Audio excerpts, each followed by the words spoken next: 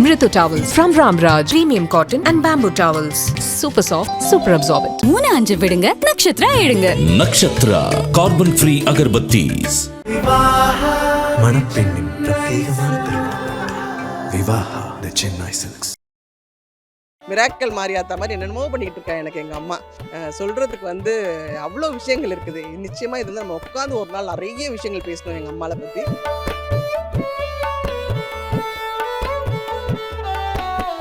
வரும்போது ஃபர்ஸ்ட் நம்ம கருமாரியை பார்க்குறோம்ல, அப்போ பார்க்கும்போது எப்படி இருக்குன்னா, நான் என் அம்மா பார்த்துட்டேன், என் அம்மா வா மகளே அப்படின்ற மாதிரி அப்படியே ஓடி போய் நம்ம அம்மா பார்த்தோன்னே ஒரு கட்டி பிடிச்சிப்போம் தெரியுமா, அந்த மாதிரியான ஒரு உணர்வு வந்து அம்பாள்கிட்ட கண்டிப்பாக இருக்கும்.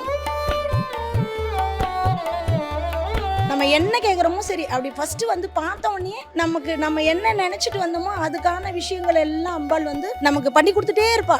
நம்ம வாயை திறந்து கேட்கறதுக்கு முன்னே அது அவளுக்கு தெரிஞ்சிடும், அந்த முக பாவனையிலே காமிச்சிருவா.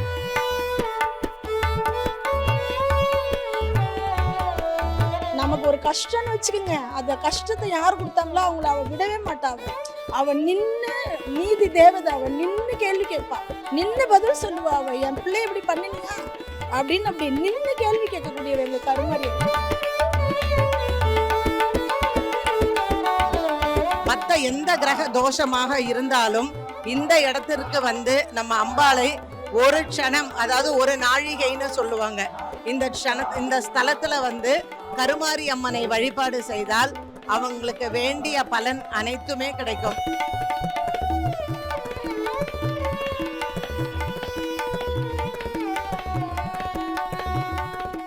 குங்கும நாயகியாம் அருள்மிகு தேவி கருமாரியம்மன் திருக்கோயில் இருக்கும் திருவேற்காட்டில் எழுந்தருளி இருக்கக்கூடிய தேவி கருமாரியம்மன் என்ன மாதிரி அதிசயங்கள் எல்லாம் நிகழ்த்தியிருக்காங்க, இங்க அவங்களுடைய தல வரலாறு என்ன சொல்லுது அப்படிங்கிறதெல்லாம் இந்த காணொலியில் நம்ம பார்க்க போகிறோம். ஆடி மாதம் முழுக்க வந்து பயங்கர சந்தோஷமாக இருந்துச்சு. ஏன்னா அம்பாள் வந்து வேறு லெவலில் எனக்கு என்னென்னமோ பண்ணிக்கிட்டு இருக்கா. மிராக்கல் மாரியாத்தா மாதிரி என்னென்னமோ பண்ணிக்கிட்டு இருக்கா எனக்கு எங்கள் அம்மா. சொல்கிறதுக்கு வந்து அவ்வளோ விஷயங்கள் இருக்குது. நிச்சயமாக இது வந்து நம்ம உட்காந்து ஒரு நாள் நிறைய விஷயங்கள் பேசணும் எங்கள் அம்மாவை பற்றி. இன்னொன்று என்னென்னா, இந்த வேலை வந்து கடன்னு ஆரம்பிச்சிட்டாங்க. பார்த்தீங்கன்னா இப்போ எனக்கு தெரிஞ்சு தை மாதத்துக்குள்ளேயே எங்கள் அம்மா வந்து அந்த இடத்துல உட்கார வச்சிருவாங்கன்றது ரொம்ப சந்தோஷமான ஒரு விஷயம். நிறைய விஷயங்கள் இப்போ எனக்கு அப்ராட்லலாம் இருந்து வந்து, அம்மா நாங்கள் என்ன பண்ணணும்னு சொல்லுங்கள், நாங்கள் எப்படி கோயிலுக்கு கொடுக்கறதுன்னு சொல்லுங்கள், நாங்கள் வந்து எது வழியாக உங்களுக்கு கொடுக்கணும்னு சொல்லுங்கள். அப்போ சிலவங்கலாம் வந்து லண்டனில் இருந்து நம்ம ஸ்ரீலங்காவில் இருக்கோமா, நாங்கள் எங்கள் ஃப்ரெண்ட்ஸ் எல்லாம் எங்கள் ஃபேமிலி எல்லாம் இருக்காங்க, எல்லாருமே வந்து திருவேற்காடு அம்மனுக்கு கொடுக்கணுன்றாங்க. சார் நீங்கள் மொத்தமாக கலெக்ட் பண்ணிவிட்டு வாங்க, வந்து இங்கே உண்டியலில் போடுங்க அப்படின்னு சொல்லியிருக்கேன். ஸோ இப்போ எல்லா நாட்டிலே இருந்தோம். என்னோட பிரதர் வந்து ஒரு நிறைய பேமெண்ட் பண்ணி நல்லா பண்ணுறேன்னா, அப்புறமா அவர் ட்ரம் சிவமணி சார் இருக்காருங்களா, அவர் வந்து கோயிலுக்கு வந்து மணி கட்டுறேன்னு இருக்காங்க. ஸோ எல்லாருமே இப்போ வந்து அவங்களா ஃபோன் பண்ணி நான் என்ன பண்ணணும் அம்பாளுக்குன்னு சொல்லிட்டு இருக்காங்க. தயவு செய்து தெய்வத்தை நம்புங்க. தெய்வத்தை நம்பினவங்க யாராக இருந்தாலும் நிச்சயமாக அவள் வந்து கரெக்டாக கொண்டு வந்து நம்மளை ஒரு இடத்துல சேவ் பண்ணுறது நிதர்சனமான உண்மை. ஆத்ம திருப்தின்னு சொல்லுவாங்க. அவளை பார்க்கும்போது, எல்லா அம்பாளையும் பார்க்கும்போது பார்த்தீங்கன்னா ஒரு பெரிய ஆத்ம திருப்தி வரும். நான் இருக்கேன் உனக்கு வாடின்னு சொல்கிற மாதிரியே இருக்கும் எனக்கு. அதனால் எல்லாருமே வந்து டைம் கிடைக்கும் போதெல்லாம் அங்கங்கே போகாமல் கோயிலுக்கு போங்க. நிச்சயமாக உங்களுக்கு வந்து ஒரு விடுவு காலம் கிடைக்கும். கண்டிப்பாக இருக்குது. 13 வயசில் வந்தது ஞாபகம் இருக்குது. அப்போ வந்து ஒன்றும் இருக்காது, அங்கே ஒரு புத்து இருக்கும். அந்த புத்து கோயிலில் வந்து அந்த புத்து மண்ணை எடுத்துகிட்டு சாமி கும்பிடுவாங்க. அம்மா வந்து அம்பாள் தான் என்னை வழி நடத்தினது, எனக்கு உயிர் கொடுத்தது, எனக்கு உயிர் பிச்சை போட்டது, என்னை இவ்வளோ பெருசாக ஆக்குனது எல்லாமே எனக்கு இங்கே வந்துட்டு போனாலே ஒரு மிராக்கிள் நடக்கும். வேறு லெவலில் இருக்கும். எங்கள் அம்மா வந்து இப்போ எல்லாம் டூரிஸ்ட் மாதிரி வந்து மகாபலிபுரம் அது பார்க்குற மாதிரி முதல்ல திருவேற்காடுக்கு தான் வருவாங்க. திருவேற்காடு, மாங்காடு அப்படின்னு தான் போவாங்க.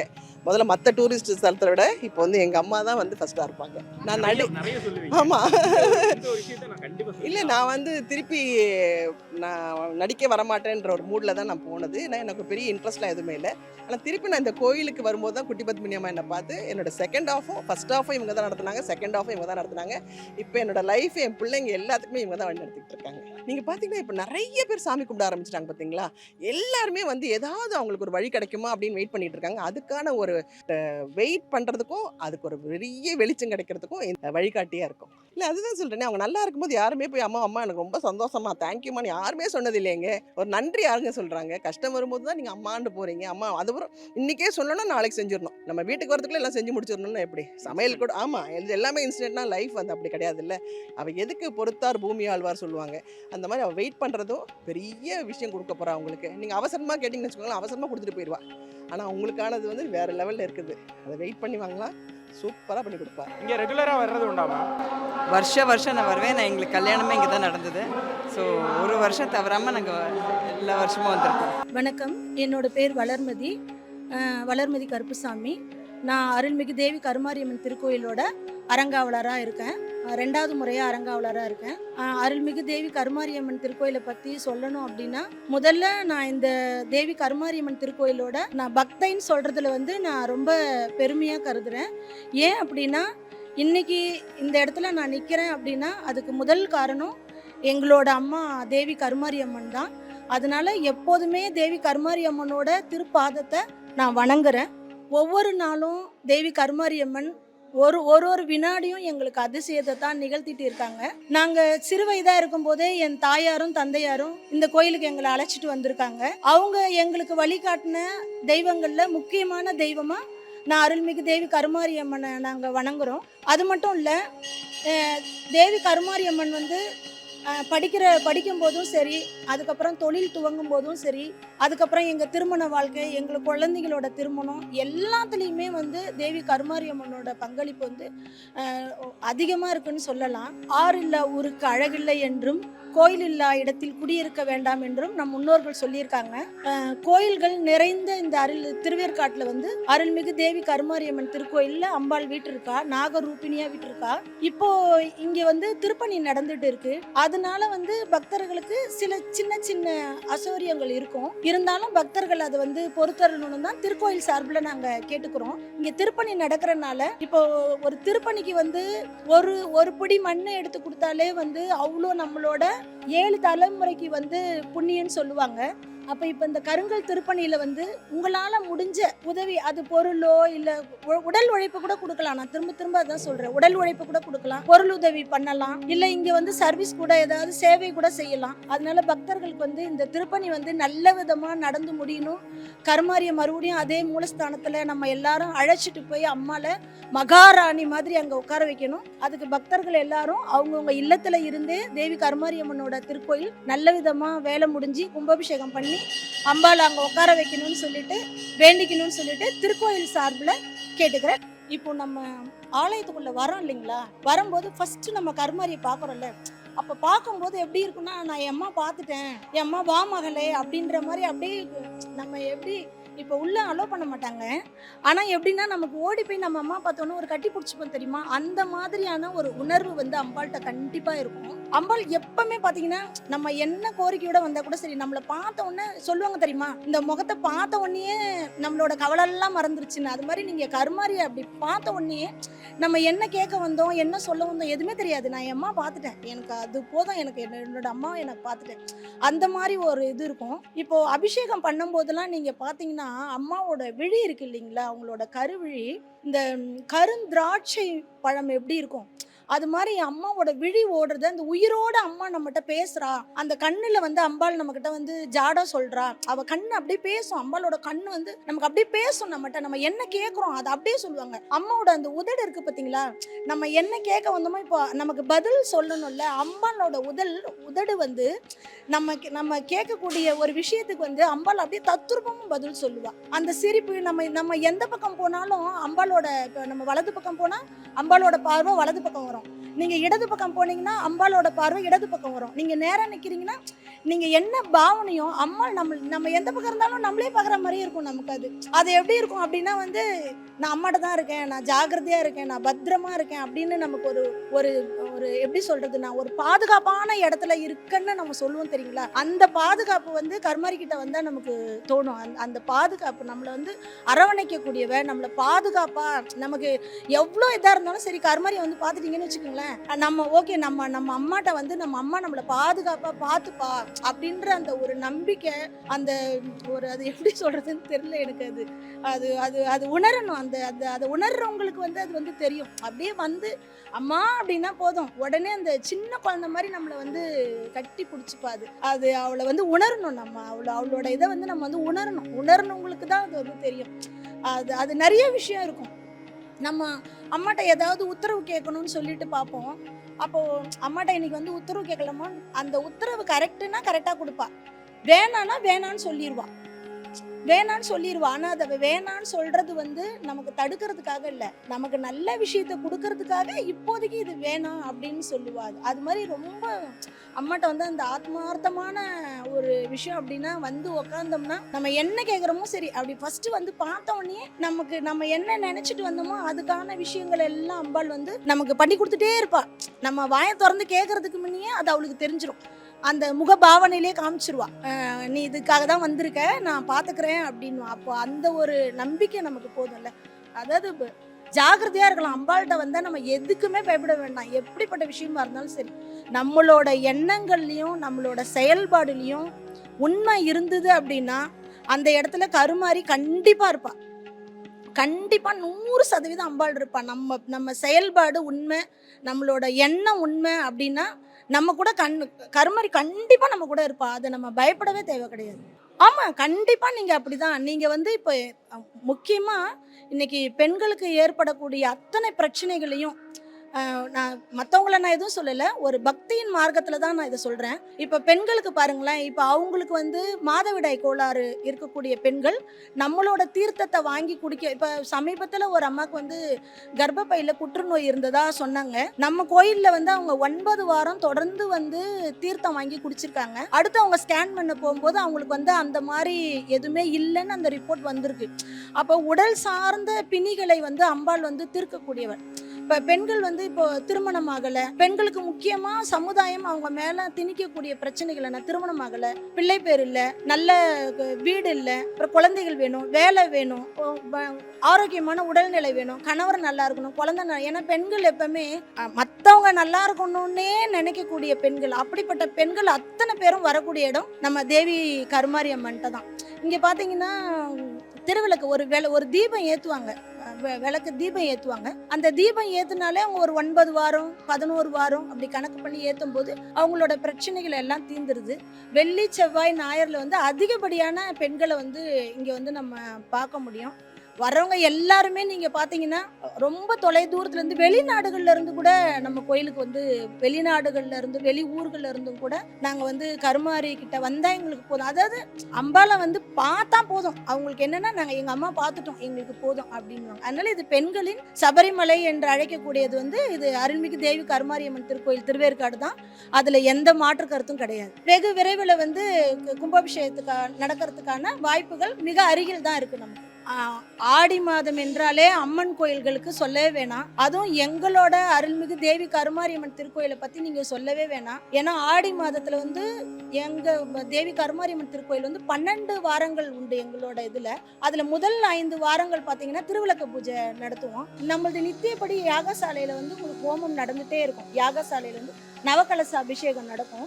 அப்போ மக்கள் வந்து கூழ் ஊத்துறது, அதுக்கப்புறம் வேப்ப சேலை எடுக்கிறது, அதுக்கப்புறம் மாவிளக்கு போடுறது, அதுக்கப்புறம் வந்துட்டு அடி பிரதர்ஷனம் பண்றது, வேப்பஞ்சலை கொடுக்கறது, அப்புறம் கோழி ஆடு அதெல்லாம் வெளியே அவங்க சுத்தி விடுவாங்க.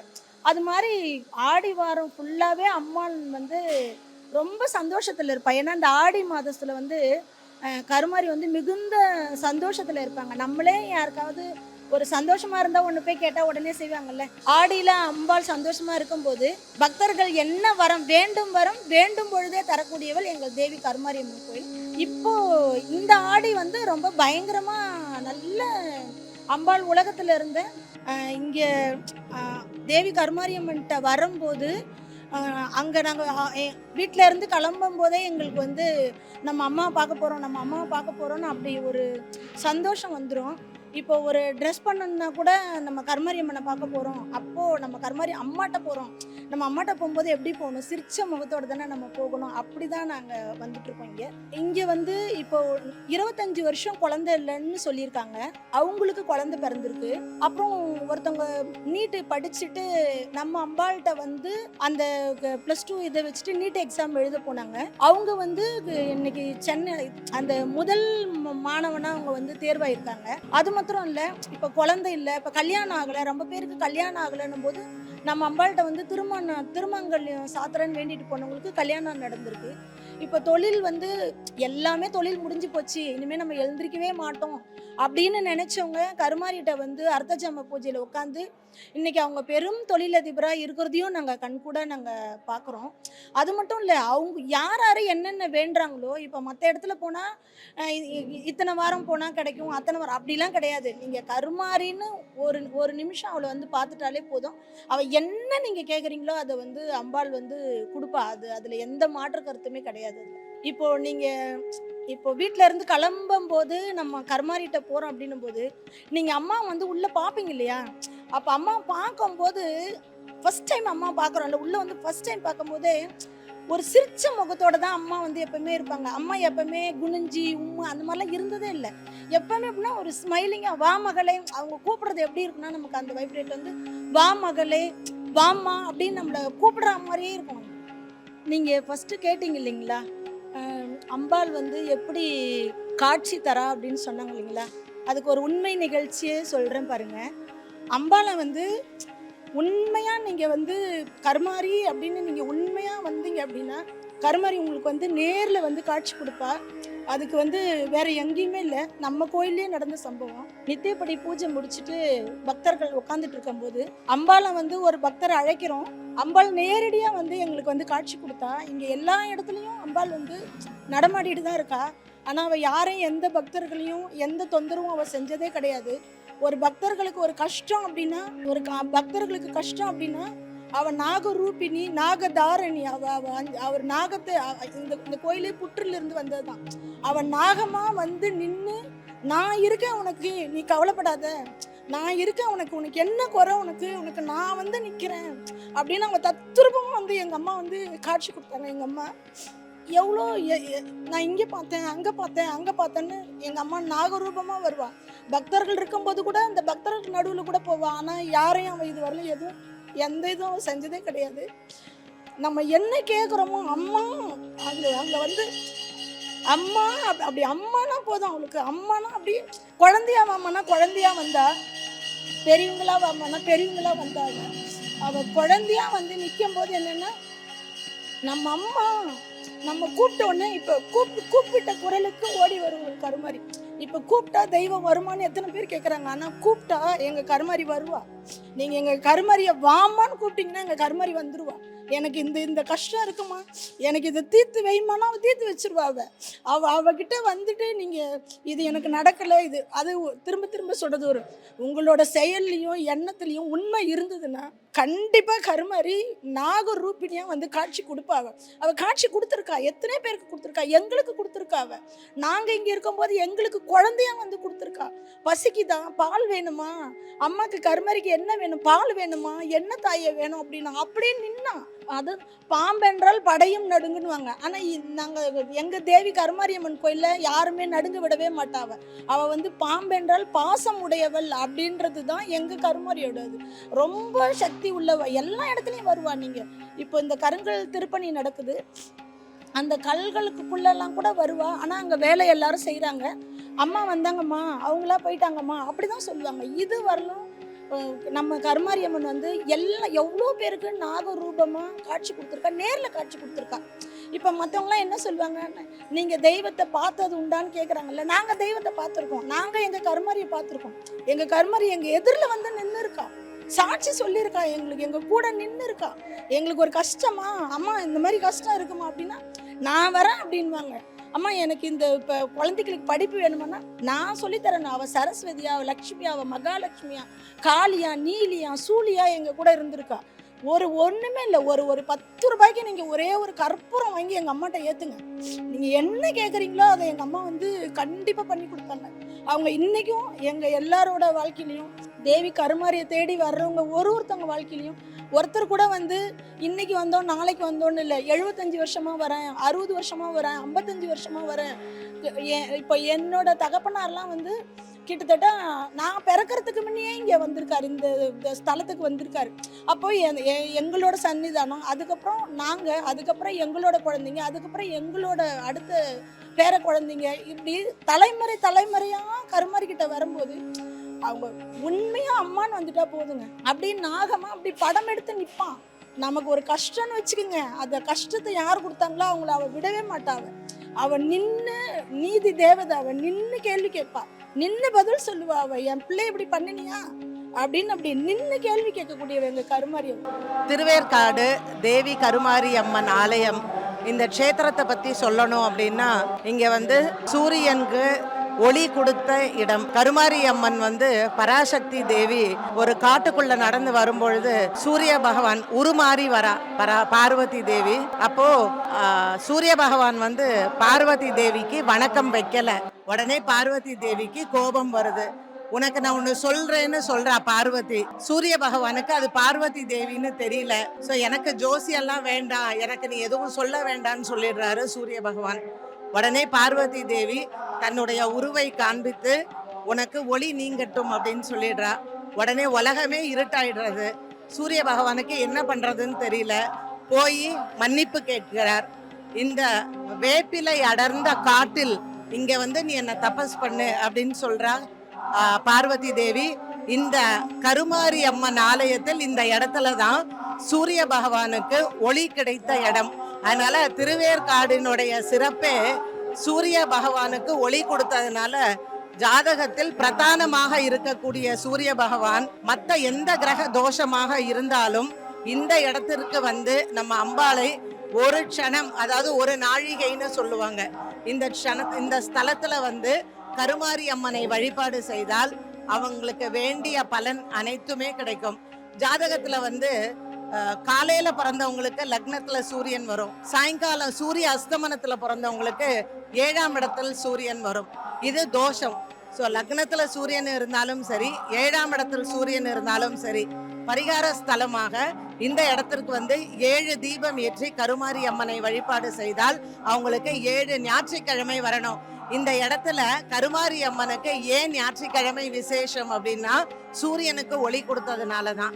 அதனால ஞாயிற்றுக்கிழமைகளில் கருமாரி அம்மனுக்கு இங்க வந்து 7 தீபம் ஏற்றி வழிபாடு செய்தால் சீக்கிரம் திருமண விவாகம், அதாவது திருமண தடை விலகும். விவாகத்தில் கணவன் மனைவிக்குள்ள நல்ல ஒற்றுமை வரும். குழந்தை பேருக்காக சுக்கிரவாரம் வெள்ளிக்கிழமையில ராகு கேது தோஷ நிவர்த்தி ஸ்தலம். அதனால இது எல்லாமே சர்ப்ப பூமி தான். இந்த பூமியில வந்து கருமாரி அம்மன் இங்க வந்து உருவெடுத்து இருக்கா இல்லையா, அப்ப சர்ப்பங்கள் வந்து சத்தியம் செய்ததாம், நான் இந்த பூமியில யாரையுமே தீண்ட மாட்டேன் அப்படின்னு சொல்லிட்டு. அதனால அனந்தன், வாசுகி, கார்கோடகன் இப்படி அனைத்து விதமான சர்ப்பங்களுக்கு ராஜாவாக இருக்கக்கூடிய அனந்தனும் வாசுகியும் இந்த க்ஷேத்திரத்தில் கருமாரி அம்மனுக்கு கொடையாக இருக்கிறாங்க.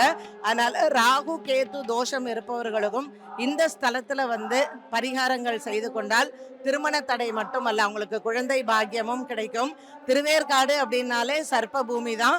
அதனால இங்க அம்மா வந்து சர்ப்பமாக பல அற்புதங்களை வந்து செஞ்சிருக்காங்க. பக்தர்கள் நிறைய பேருக்கு அது தெரியும். உருமாறி அவ வந்து இங்க சர்ப்பமாக இருக்கிறாள். ஸோ இந்த கருமாரியை செவ்வாய்க்கிழமை, வெள்ளிக்கிழமை மற்றும் ஞாயிற்றுக்கிழமையில வந்து வழிபாடு செய்யலாம். பிரத்யேகமாக வெள்ளிக்கிழமை இரவு அர்த்தஜாம பூஜை இங்க ரொம்ப விசேஷம். ஸோ இங்க கொடுக்கக்கூடிய மிளகு சாதம் ரொம்ப விசேஷமானது.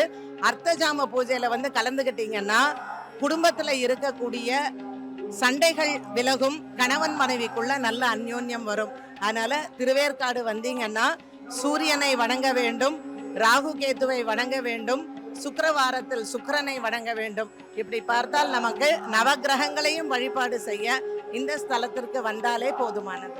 Mritu Towels from Ramraj, premium cotton and bamboo towels. Super soft, super absorbent. 3-5 விடுங்க, நட்சத்திரம் எழுங்க. Nakshatra carbon free agarbattis. மணப்பெண்ணின் பிரத்யேகமான திருமணம் விவாஹா தி சென்னை சில்க்ஸ்.